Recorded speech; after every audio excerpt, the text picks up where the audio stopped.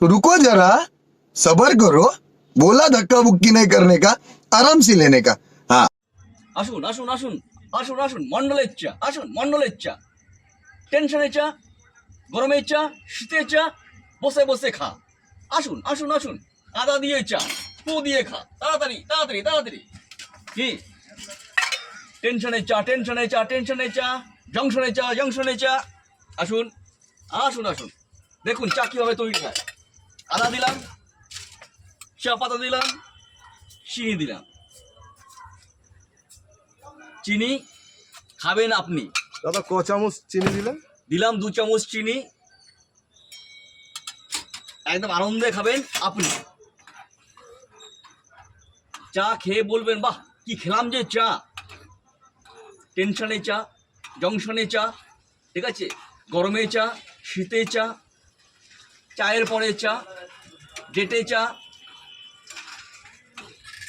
চায়ের পরে চা। আসুন খেয়ে দেখুন। খেলে পরে মুখে একটা আলাদা দেখবেন কসকস ভাব থাকবে। এটা 2 ঘন্টা থাকবে, 2 ঘন্টা থাকবে একদম। না হবে টক, না হবে কিছু মুখ।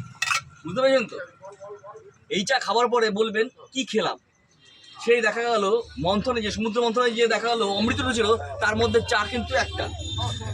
আপনারা জানেন কিনা জানি না, কিন্তু অমৃত যখন উঠেছিল তার সঙ্গে কিন্তু চাও উঠেছিল। সেই চা দিয়েই কিন্তু আমার চা তৈরি। আসুন খেয়ে দেখুন, খেলে পড়বে জীবন হবে সার্থক।